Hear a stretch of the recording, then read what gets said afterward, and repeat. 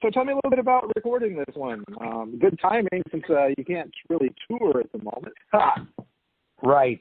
Well, we were lucky that by the time we this whole mania happened and technically like the lockdown, if you will, we were actually done with the bulk of the recording, so we were kind of in mix mode, and so that it's funny because Always Thing usually has the worst luck in the world when it comes to decisions and stuff out of our hands, but we were fortunate in this case that we actually had good luck in the fact that our record was already like recorded, so we were just in mix mode. So we basically handed off to Jay Rustin, who mixed it, and he went into his own home studio, and he just mixed it. So he didn't need to worry about other people coming in or anything because he was just doing that on his own. So it all kind of worked out.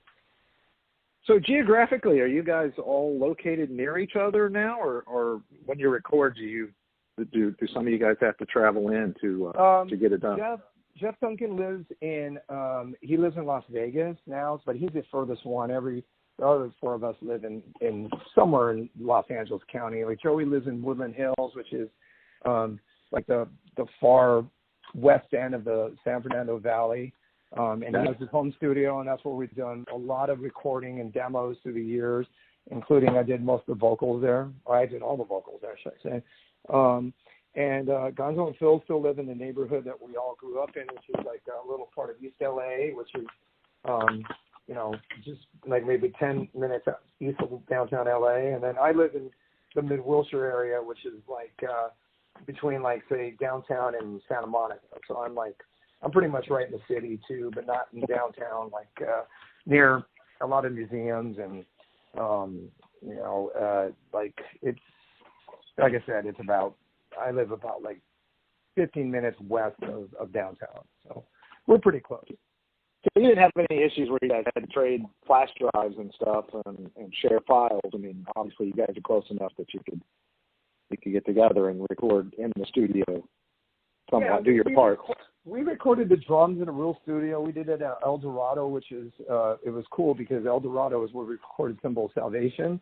However, there's a new El Dorado. So the new El Dorado is in Burbank, but it was still El Dorado in the sense that it's still the name of the studio. That's why we thought it was kind of neat to go back in there and do it. So we gave them business and did the drums there. And then we did all the guitars and bass at Bill Matoyer's place. And Bill's, an engineer who did our first EP.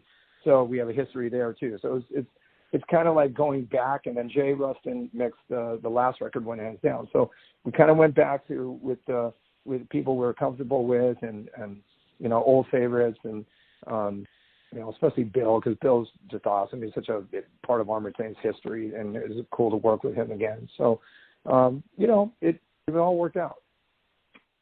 So, John, you have one of the most recognizable voices to me in metal music. I mean, it's one of those things when I'm listening to something and I think, hey, that sounds like John Bush.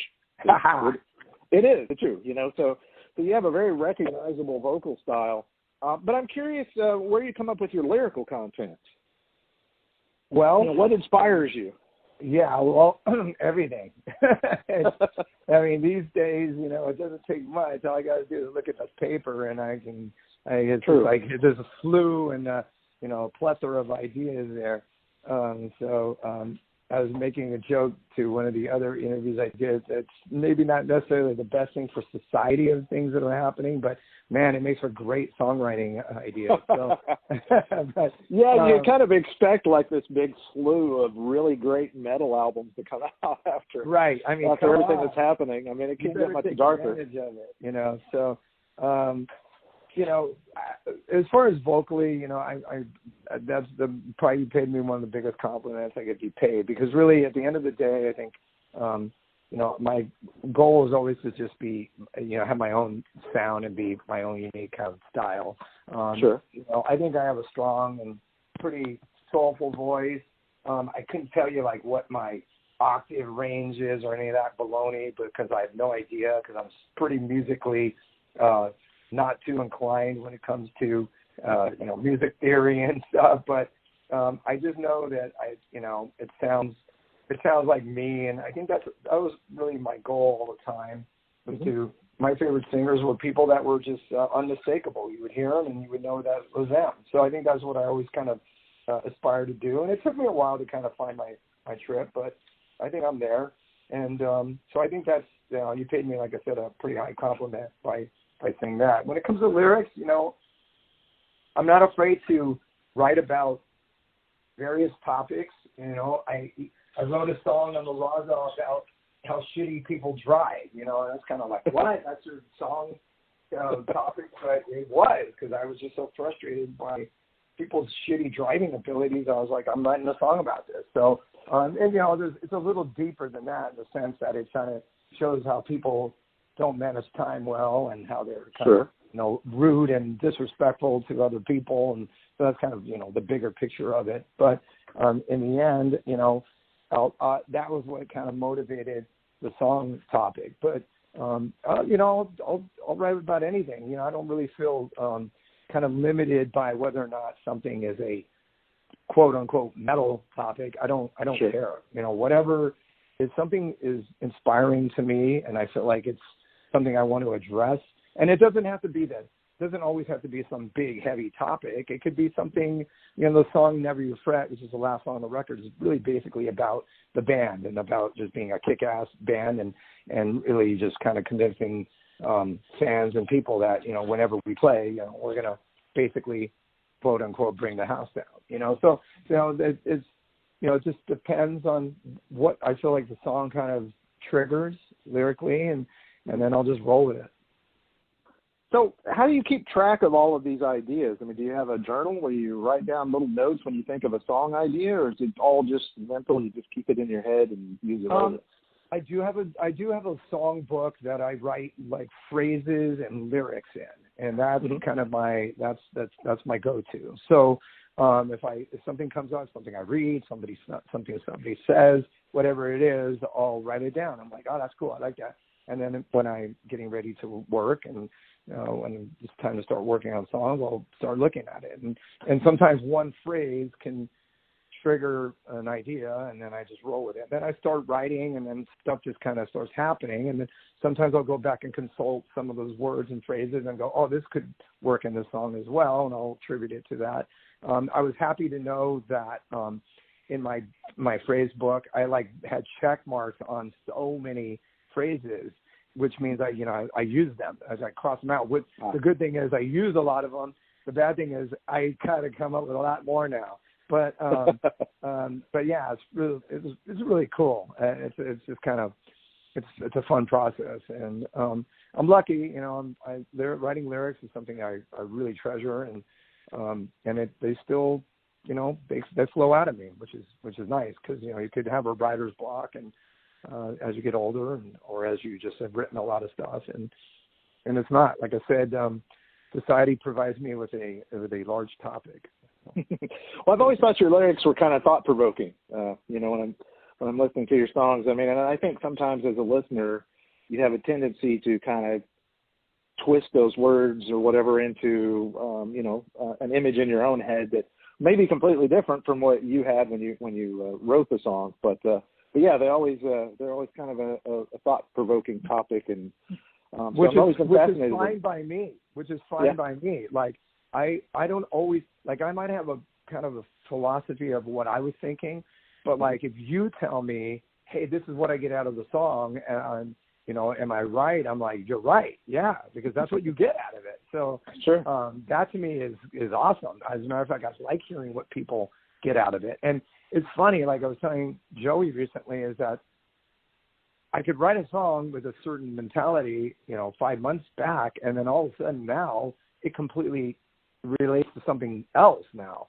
So because of what's currently happening or something, and I think that's really cool. So I write slightly ambiguously, in the sense that I don't always want it to be about a specific thing. There has been songs, no doubt about it, through the history, and but for the most part, I really like to try to write in a way where it can change with time, and it could change with the listener. I think that's really interesting. And so it's a little bit more broad. So you've been doing this obviously for a long time. I've been a fan of your work for a lot of years. Well, what's the single most important thing to you now as a musician? Well, no, let's see. Single thing. Let me just tell you a couple of things. When it comes to writing lyrics, I think I try to not repeat myself. I don't always achieve that. I have done things where I'm like, I did that already, or I said that already, or, so I try to do that. That's not always easy to do. I try to push the band to do that when it comes to writing music and stuff. I mean, it's funny because I did an interview yesterday with a guy who says, this one riff of this one song sounds a little bit like that. And I was like, well, I go, look, it's metal. So, in the end, if you take a chunky guitar part, I hate to say it, but you probably could connect it to a lot of songs. Let's just face it. If you listen to a blues record by Joe Bonamassa, you probably hear something that's thrown back to a B.B. King record. You know what I mean? So it's just the umbrella of the style of music, and it's pretty hard to say this is completely unique to this style.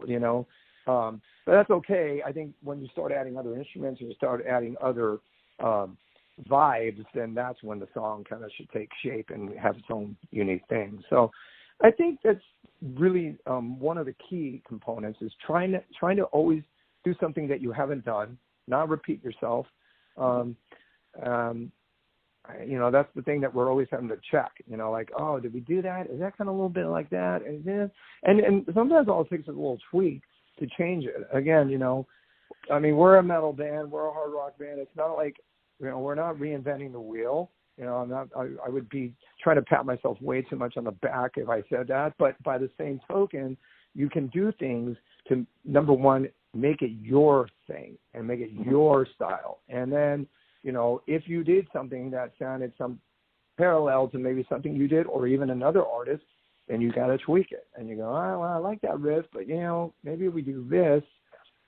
And then all of a sudden it probably will kind of shine a new light on it anyways, and then it just opens a new door. So songwriting is it's tricky, but it always should be something that I think is not stifling. It should just be like, oh, we've hit this little block here. Let's open a door and go that way, and then it'll reveal something else, and then it'll open up to something else. That's kind of the way I look at it.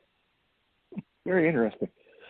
So what do you think of the current music scene outside of your involvement with Armored Saint, of course? Well, in rock or in just in general? Sure. Just in general. I try to stay afloat on new artists. I think it's really important, especially as a older guy. And the last thing I want to do is be saying, it was good in the '80s in my time. That stuff. Like, come on, dude. So I think it's really important to listen to new music from various genres, quite frankly. But I don't always achieve that, but I strive to do it, even if it's just me putting on Sirius XM liquid metal or Octane or whatever. It's just to hear music and to go, okay, that's what they're doing. It's cool. I think there's obviously some very talented people out there because I know some young bands that my son goes to school with and my daughter goes to school with who are like in high school or even junior high who can kill it. I'm like, damn, So I think ability is something that that a lot of people can have. The key, of course, is to create something unique out of it. That's the harder part. Sure. It's easy to go, I can play, I can riff and I can kill it on the drums, but can you give it its own kind of spin like Keith Moon did, or can you create a voice that sounds a little bit more unique than the majority of the peers that are coming out at this time? So, and that's the challenging part. So, sure. I don't know. I mean, I think Rival Sons is a great band. That's they're not new. They've been around for a while now, but they're one of the newer groups in the last 10 years or so that I think is doing something that, and it's funny because the formula isn't maybe the most unique, but it's just their sound that comes out of them that makes it really cool. So, and again, I think that's always the challenging thing for a new artist, to have their own sound. Singing is a little hard because, taking nothing away from a lot of the guttural vocalists that really I marvel on how they can actually physically do it. Sometimes I think it's kind of hard to differentiate between certain singers. Sure. I guess if you were a connoisseur of, that type of music, you would say, oh, well, that guy's different because here, and that guy's different from this and all that. But I don't necessarily hear it. But, in the end, I think, it's important to, and like I said, not to be the dead horse, but just try to really make yourself sound as much as you as possible, and that's all about really personality. It's less about technical ability and more about like a stylistic ability, and that's something that takes time anyway. Like if you take a band like Greta Van Fleet, my immediate feeling is like, oh man, come on, dude, you can't blatantly steal shit from Zeppelin 2, but maybe they're young guys, and I know they can play, and I know the guy he can sing great. So I think that they're probably a band that just needs to take some time to find their trip, and I should give them the benefit of the doubt for that. They obviously hit a note and struck a chord with a lot of people, and kudos for that for sure. But hopefully, as time goes by, they will kind of separate themselves by creating their own sound. I mean, Armored Saint did too. March of the Saint, I love it, but I don't know if it's our most unique record, but our identities were just kind of trying to form. So I mean, there's some great songs, but I don't know if we were the most unique band at that time. I think by Symbol of Salvation, we were starting to really kind of find our style, and then by Punching the Sky, I think we're pretty solid with it. So, well, that's kind of what I liked about when you joined Anthrax. It wasn't an attempt to kind of continue or repeat that sound with Joey Belladonna, who I also like as a vocalist, but, it gave it a whole new spin. So it's kind of like the Van Halen, David Lee Roth, Sammy Hagar. It was almost like a separate band. It still had an identity as well. Yeah, it's funny. When I was in Anthrax for the longest time, I feel like when we did interviews, we'd always try to, we were always feeling like we had to convince people it was the same band. And now in retrospect, years later, it kind of wasn't, I mean, obviously it was still Scott, Charlie, and Frankie, but it just, not only was the band, I mean, when you change a voice, you change a voice, and it's very distinctive, but, the style was changing, and the sound was changing, and, the 90s came upon us, and, you had all these killer bands that were like, Soundgarden and stuff, and Faith No More, so it was impossible to ignore these groups and not have them be a part of inspiring us to some degree, and so it did, and that's why Sound of White Noise, in retrospect, is like a really cool record, because it did sound unique. It did, albeit, of course it sounds like Anthrax, but it sounds a little different, too.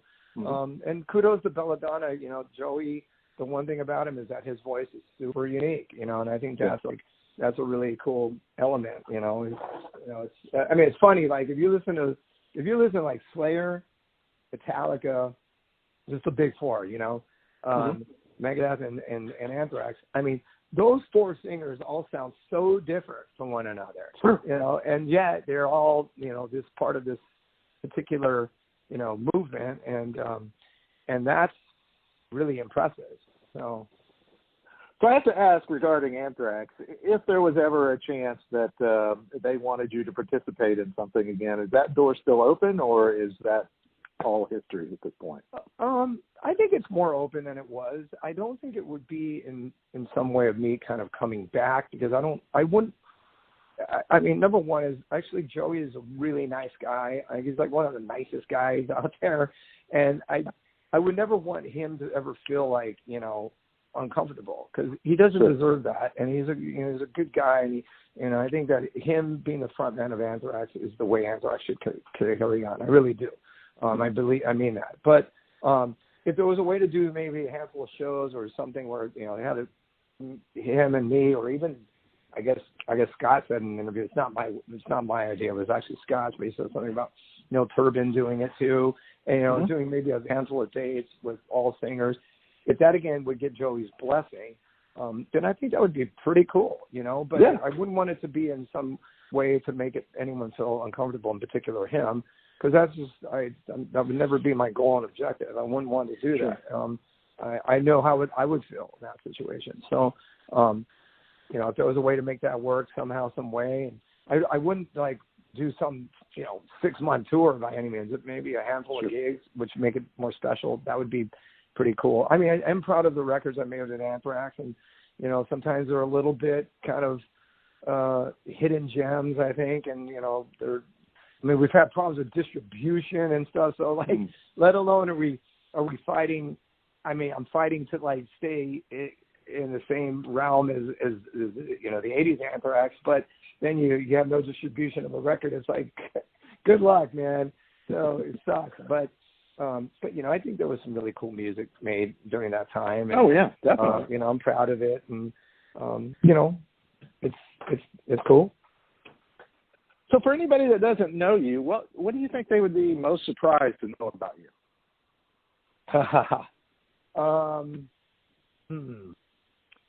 Well, let me see. What am I willing to reveal here?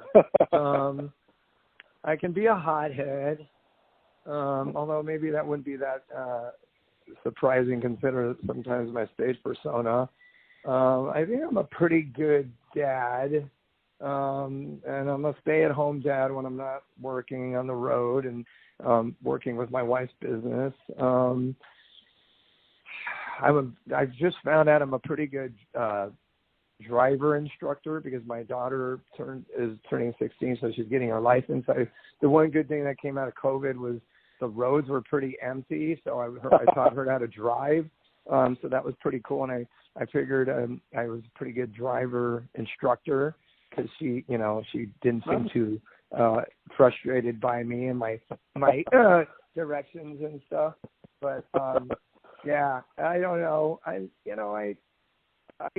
somebody who's, for the most part, a pretty optimistic guy, truthfully. But you know, I can get pissed off sometimes. And, you know, I try not to be a crazy youth sports parent because let me tell you, man, sometimes my kids both play youth sports, and youth sports parents are some of the most insane people I've ever met. And that's coming from a dude in a metal band for 40 years. All right.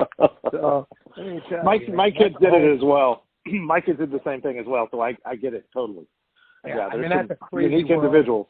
People are like insane. Like adults in that world are like, oh, you guys are fucking crazy. And I hope I'm never like you because this is ridiculous.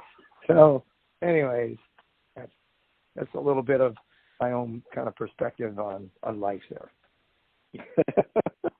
Well, I think a lot of people, I still run into people who are surprised, you know, that you did voice work with Burger King. Do you still do any kind of, you know, voice spots or anything outside of, you know, Armored Saint? Or is I've that done like a a couple full-time things. gig? Yeah, I've done a couple things lately. I did the Brian Slagle audio book, did some segments in that, and I did a podcast recently for the band Night Demon, which was really fun. I aspire to do things. I do auditions, even if it's for like, you know, Ajax or some shit, you know, whatever. Sure. And it's been a little bit of a struggle lately just because it's a super competitive world. You know, unfortunately in the world of voiceover, you got like heavy hitters, like big time actors doing it now. So it's like you guys don't have enough with like big TV shows and movies. Now you got to get into voiceover and like squash the voiceover actors. Man, how dare you? But it's true. So, you know, I guess if you hire like Gene Hackman, you know, I mean, you know, he's Gene Hackman. I can't compete with that. But you're also going to pay him a lot more than you would pay me. So, but yeah, it's fun. I try and I dig it. It's a cool parallel to being a singer. What do you personally consider your greatest accomplishment so far? Huh. As a human being or as a singer? Sure, it could be personal or it could be musical. I mean, I'll let you decide the answer to that. You know what, dude? I mean, really, as a person, I think is to be a good person. Really, I think that's kind of the goal. I think that, you know, I'm somebody who most people, not that I want to measure myself against, other humans per se, but I think that if you probably ask people, what they thought of John as a person, I think they probably say, I'm a pretty good guy. And I think that's probably like really just one of my most biggest accomplishments, is being a good person, really, to my fellow humanity or humans. Well, nowadays that is an accomplishment, because it is. It is. There's so many people it really is. who clearly aren't. Yeah, I know, and to me, I think like that's. I think we need more of that, quite honestly. We need a little love here, really. But I think that's I want to be happy, at the end of the day. I want to, when the day closes down, or when I'm on my deathbed, and when I look back, I want to look back and go, I was happy. That's for the most part, in the majority of my life, I was a happy guy. I think that, because what else? Like, materialistic items, financial rewards. Oh, I had that Bentley, yeah, or I had that, mansion in Cabo. Who gives a shit? Really, that's like, really, what's that matter in life? That's not gonna be the thing you're gonna be thinking about when you're calling it a day. So I think I agree. So I think that's most important.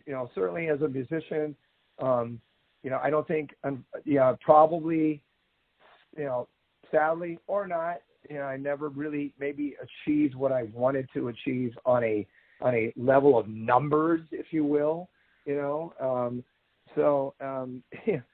Sometimes that's a little bit frustrating, but really at the end of it all, I don't measure like the quality of art that way. I certainly don't for the artists I like. I certainly don't go, okay, how many records they sell? All right, I like it. It's like, what? No.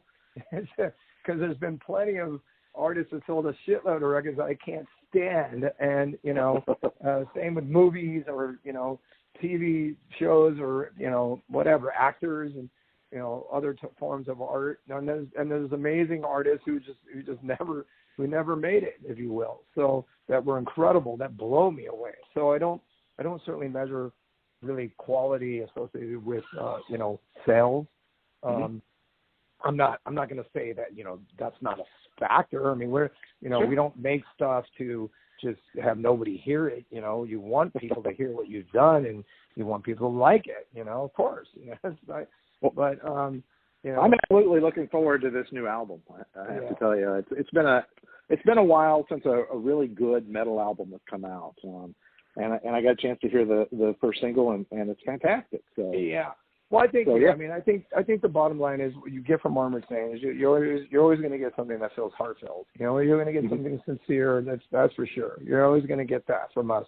Whether you like the styles or the particular songs, some more than others. I mean, that's everybody's prerogative. But you will get something that is super sincere. That's for sure from us. And so that's the best I can give you.